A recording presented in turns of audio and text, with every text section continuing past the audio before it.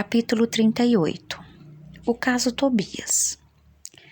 Tece considerações a respeito dos tipos de casamento do ponto de vista espiritual e exorta a necessidade dos cônjuges de se libertarem do ciúme inferior.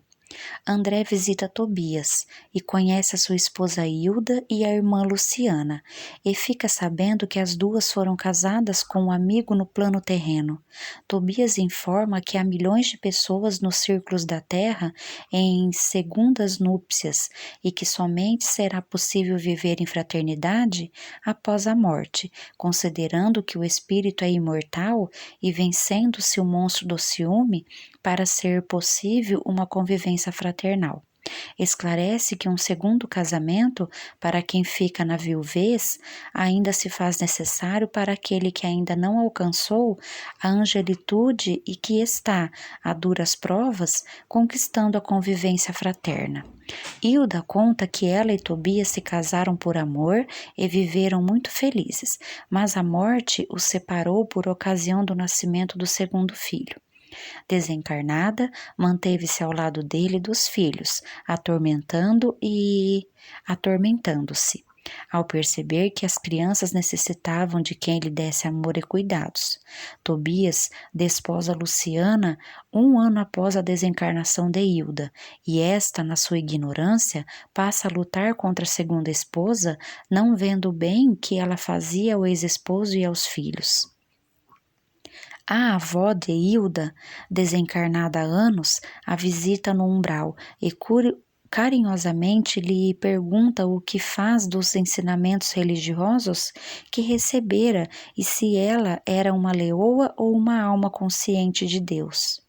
Fez-lhe ver a importância de Luciana cuidando da casa, de Tobias e dos filhos amados. Envergonhada e arrependida, abandona o antigo ambiente doméstico e é conduzida para nosso lar, onde estuda e aprende a trabalhar pela sua reforma íntima e a cooperar com Tobias na organização de sua nova família. Em nosso lar, reencontra-se e vivem em fraterna alegria. Luciana agradece a Hilda pelo tanto que aprendeu com ela, ajudando-a a se libertar do ciúme, favorecendo a que construíssem um novo lar, na base da fraternidade legítima, compreendendo que na terra há casamento de amor, de fraternidade, de provação e de dever. Tobias acrescenta que o casamento em nosso lar se dá pela afinidade plena e que o casamento dele com Luciana foi de uma união fraternal, mas que ele demorou a reconhecer essa verdade, padecendo inquietação e tristeza, mas agora está em pleno noivado espiritual, cujo noivo já retornou ao seu corpo carnal e ela seguirá no próximo ano, prevendo-se o encontro dos dois em São Paulo. 39. Ouvindo a senhora Laura. Informa sobre as condições em que o lar de Tobias se estrutura e adverte sobre as necessidades do exercício da fraternidade na conquista da paz espiritual.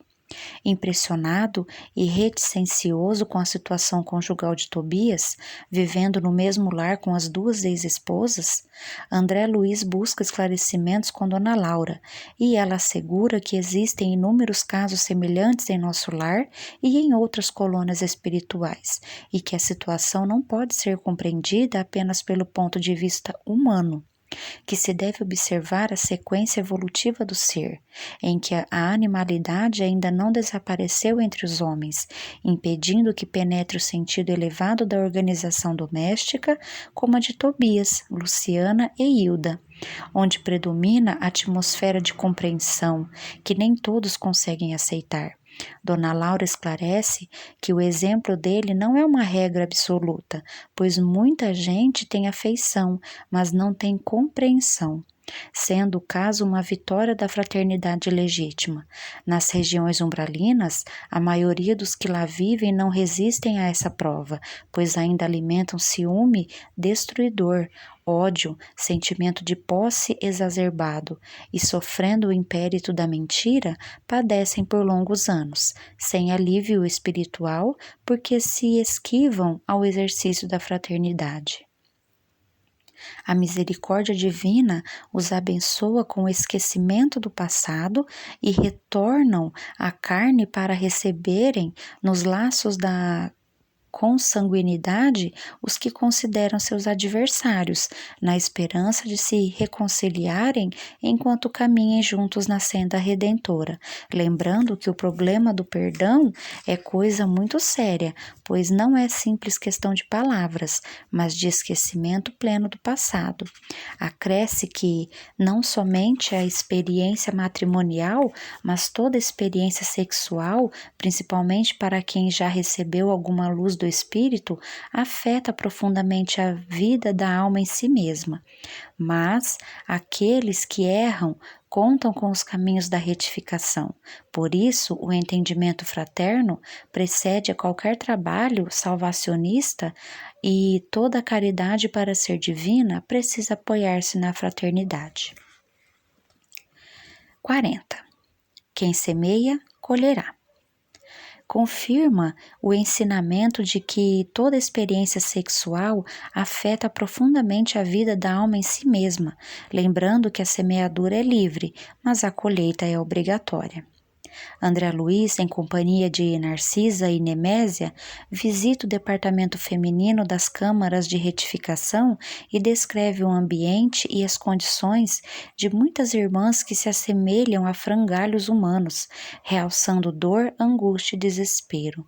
No pavilhão número 7, uma senhora amargurada, quase cega, é por ele reconhecida e se lembra tratar-lhe de Elisa, que na sua juventude foi doméstica em sua casa. Recorda-se envergonhado que manteve com ela intimidades, acreditando fosse um episódio fortuito, próprio da mocidade, sem maiores consequências. Solicita orientação de Narcisa sobre o que fazer naquela situação embaraçosa, e ela o encoraja a que se aproxime da irmã sofredora e a reconforte, lembrando que sempre encontramos os frutos do bem ou do mal que semeamos. André se aproxima de Elisa com palavras confortadoras. E ela se identifica e diz que está ali há 3 meses aos cuidados de Nemésia, que foi uma daquelas mulheres que trocam o pão do trabalho bendito pelo fel das ilusões. Fala de suas experiências com o filho de um rico comerciante, onde iniciou suas experiências dolorosas, entregando-se ao prazer e ao luxo, preocupando-se apenas com o conforto material. Veio a sífilis e foi por todos abandonada em um leito de hospital, até que a morte a levou para o umbral onde muito sofreu. Mas a Virgem Maria atendeu às rogativas e a resgatou, para ali aprender a perdoar os que a iniciaram no mundo das ilusões, considerando que a responsabilidade deve ser repartida entre eles e ela. André chora discretamente ao ouvir Elisa pronunciar o seu nome e de seus pais, tendo a confirmação do que sentia. Comovido, se oferece para adotá-la como irmã, já que em nosso lar não tem propriamente uma família. E ela, emocionada, lhe diz: que Jesus lhe abençoe. 41. Convocados à luta. Descreve os efeitos moral e social das vibrações da Segunda Guerra Mundial em nosso lar e conclama todos a se manterem calmos e confiantes, dignos das bênçãos do Senhor.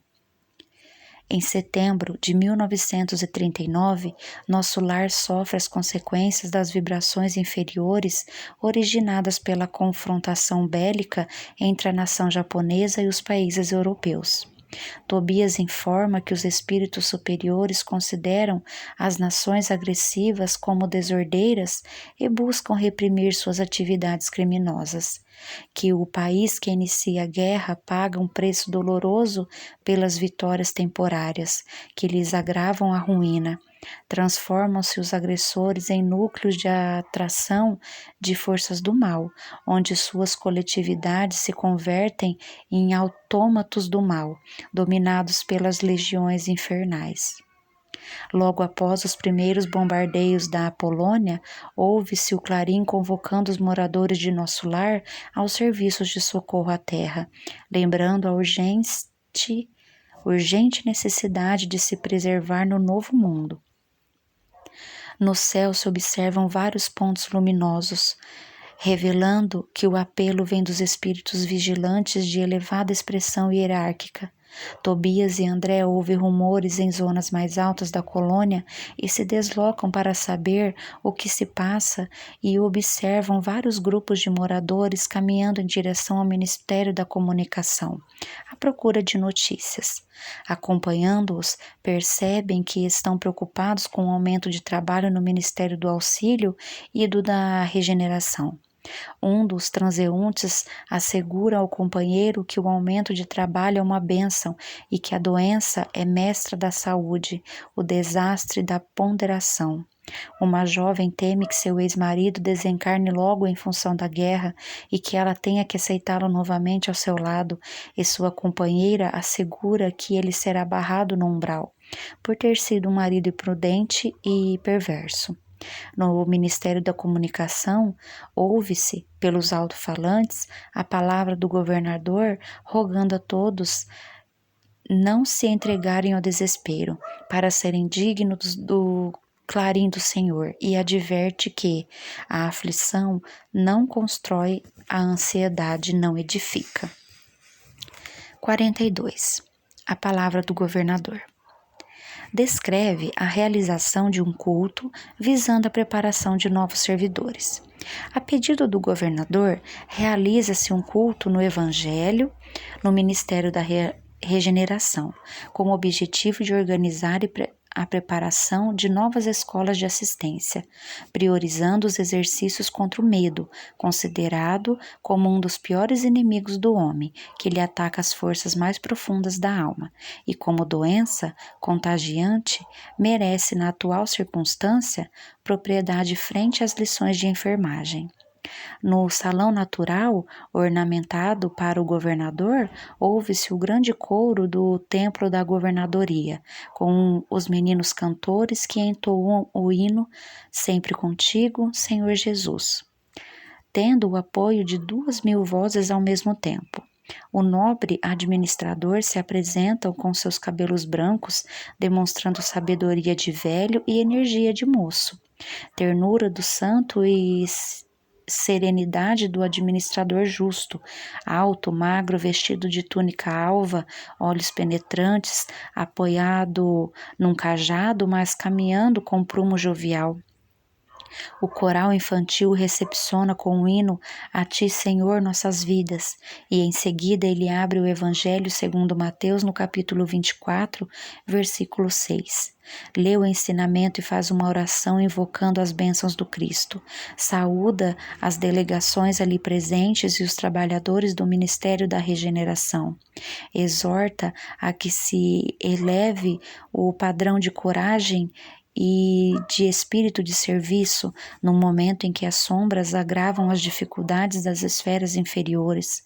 Roga a cooperação de todos aqueles que atuam naquele ministério para o serviço defensivo, dizendo necessitar de 30.000 voluntários para atuação nas fronteiras vibratórias da colônia, em trabalho preventivo contra as forças do mal, considerando que nosso lar possui mais de 1 milhão de criaturas devotadas aos desígnios superiores e que não podem ficar reféns de milhões de espíritos desordeiros, pois a colônia é patrimônio divino. Roga que todos se preparem para esclarecer e consolar, mas que será necessário organizar uma legião especial de defesa que garanta as realizações espirituais nas fronteiras da colônia. O evento é encerrado com as crianças entoando o hino A Grande Jerusalém. 43. Em conservação. Em conversação. História, os acontecimentos da guerra, nos planos visível e invisível, e enfatiza a importância da religiosidade na conquista da paz. Centenas de companheiros, após ouvirem o apelo do governador, se inscrevem para os trabalhos da na defesa das fronteiras umbralinas. André Luiz informa Tobias da sua pretensão de se matricular e seguir com os demais, mas é aconselhado a não se precipitar, pois assumiu recentemente uma tarefa nova nas câmeras de retificação. Relata o que o ministro Benevenuto presenciou na sua estadia na Polônia, o trabalho de socorro espiritual nos campos de batalha e que o sofrimento coletivo é dos jamais visto por ele, que os abnegados servidores espirituais apresentam extraordinária capacidade de resistência no amparo diuturno, que no plano invisível se cria um ambiente infernal, que de proporções indescritíveis, vendo-se os recém-desencarnados fugirem apavorados dos missionários, chamando-os de fantasmas da cruz, que os fluidos venenosos das metralhas somam-se às emanações pestilentas do ódio entre os humanos. Lamenta que seja impossível esclarecer e consolar os que desencarnam e se apressam enlouquecidos, sendo racional que se entreguem aos precipícios das trevas para que sejam compelidos ao reajuste pelos pensamentos dignos que advirão com a dor. Assegura que os conflitos na Terra têm como base a falta de preparação religiosa para iluminar o raciocínio das inteligências apuradas. Que a Igreja é santa, mas o sacerdócio não é divino, enquanto não cuida da verdade de Deus, sem se envolver com a política partidária. Revela que, não obstante o Espiritismo já ter aflorado na América e na Europa há mais de 50 anos, ele marcha com lentidão, pois a maioria dos homens não possui olhos de ver, e que grande porcentagem deles aproxima-se da revelação divina para tirar proveitos. Os médios são cobaias dos estudiosos e os seguidores acreditam mais na doença do que na saúde. Preocupam-se em materializar os espíritos, enquanto nós lutamos para espiritualizá-los.